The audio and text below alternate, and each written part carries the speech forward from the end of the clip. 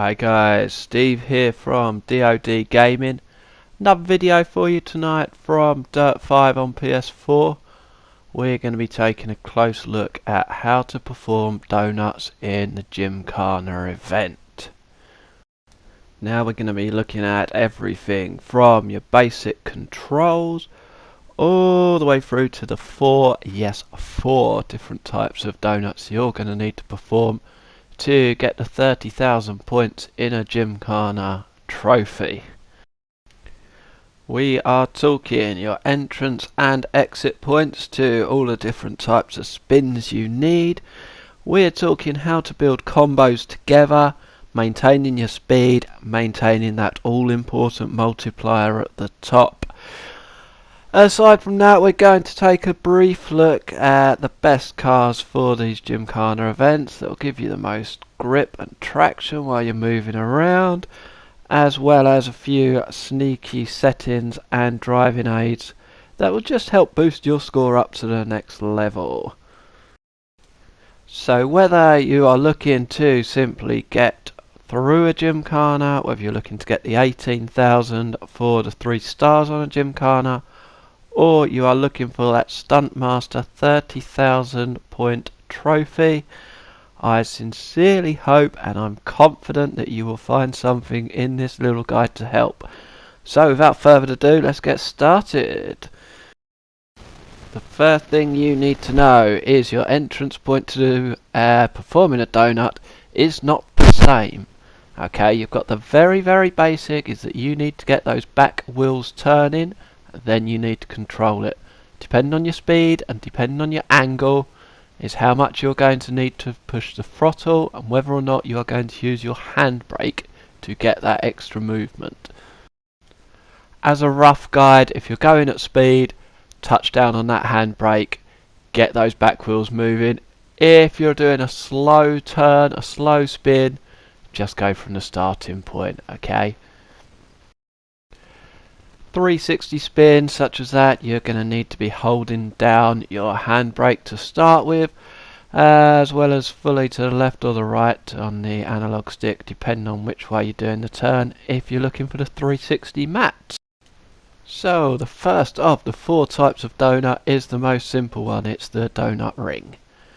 Nice and simple one this, you have plenty of room to get round, really not a struggle. Okay, the main things to look at here are to keep the wheels pointing towards the centre. The minute you move them out, that is the end of your donut. Right, you can feather the control, feather the analog to the inside. Do not turn the steering or you're a goner. Main focus, get round, get that exit point, alright? Have your eyes going round. Where do you want to go next? Where's your next points coming from? The key is to keep the multiplier moving. If you score your donut points and then do another half loop, you've defeated the object. Get the job done, get out. If you can go in a straight line such as here, keep those points moving.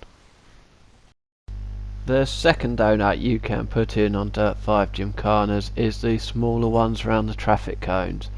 Now I won't lie, I hate these. When I'm looking on my big runs, if I'm looking to get 40k, I won't do them. Alright, these are for the demonstration of the video, they can be done. Why don't I do them? You'll need to brake speed. You'll need to slow right down, and even then they're not simple. You'll nudge into the cone, you'll lose your multiplier. There's loads of ways to score points on a Dirt 5 track. Don't touch them. For the 2k points, get in an extra drift, get in a spin, hit a couple of boxes. Don't mess around with this. Now moving on to the ones that are not quite so clearly highlighted. For this, a little example. So I want you to watch the scores and watch the multiplier up at the top here. This is your normal average donut. Pretty good landing, got a drift into the donut with the jump. Good combo. Basically 20 seconds for 3 grand. Lovely, great start to a race. Now looking at this other approach, so decent jump again, heavy on the brakes, round the outside and have a look at the top when the scores tally. 20 seconds for 3k again. Basically, not every donut has to be done on a donut ring. There are hidden little ones spread round most of the courses. You may have noticed before, you will get a sign saying stale. If you use the same tracks, the same routes, it will come stale. It won't add to your multiplier and your points will drop. If you can find little ones like that around the outside, that's perfect. That's where the points are at. You can even miss a couple of the boxes, mess up the donut, the drift slightly, and still come out with near enough the same score and ready to go on to the next piece of the track. Those keeping score will know that there's one more donut left to cover. This is actually the very most important one. It's the 360 pad. Why is it so important? It's really simple to execute. Okay, out of any of the stunts on a Gymkhana track, this is the easiest. But that also means it's the simplest to move your multiplier up. But most important of all with the 360 pads is finishing strong. Here you see 15 seconds to go on around 16,000. You can nearly double your score in the last 10 to 15 seconds of the Gymkhana just by getting on one of these mats if your multiplier's higher. You don't need to do much. Handbrake down, hold sharp to the left or right.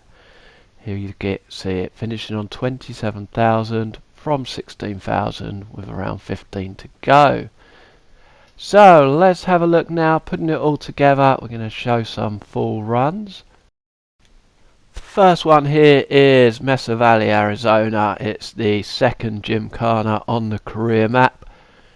The car we're using is the worst for handling. The reason for that, this course is great for drifts. You can get a lot of points in and out in between the obstacles. So what you'll see here is going straight in with the donuts, getting round 100% and then moving straight on. Where's your exit point? Where's the next trick coming from? You see you can get some speed up, plenty of drift gates to go through as well as the donuts that we're focusing on here. What you have to remember at all times with these Gymkhanas is the key is in that multiplier. You'll see why as we approach the end of this. We're past the halfway mark now, still just going with the drift pads through the drift gates, avoiding those horrible traffic cone donuts that I just don't like the look of. So coming up now, you'll see just around 20 seconds left and we're only on 18,000. But this is where that multiplier kicks in. So 20 seconds left to get the last 12,000. Bit of terrible driving, but we still absolutely cruise home. That is because the multiplier has stayed higher. There's no crashes. It's a smooth run. You will cruise past 30,000. So I'm going to show you one more full run. This one is from the Cape Town Gymkhana, the very first one at the start of career mode. As we saw earlier, it's worth finding the hidden secret donuts on the track. This one slides perfectly, so you can go around here, collect the boxes, move straight on to the next obstacle. Just while you're viewing this, I'm going to let you know a couple of little tricks that will help you aside from your donuts. Get into your settings, input controls, driving aids, worth putting trick steer on. This just helps you drift a little easier. You'll rack up points between the obstacles. Also on that note, if you can select a car with decent performance but a little bit lower handling, that again will help the back end slide out. You'll score more points as you're going around. As we go into the last 30 seconds of this, again look at the score, look how it's going to fly up because we've kept that multiplier high. It's not a perfect run, it'll do the job though. I hope you found something helpful in this video. If so, please drop me a like. Be great if you could subscribe for more content from Dirt 5 and other racing. In the meantime, happy gaming, and I hope to see you again soon.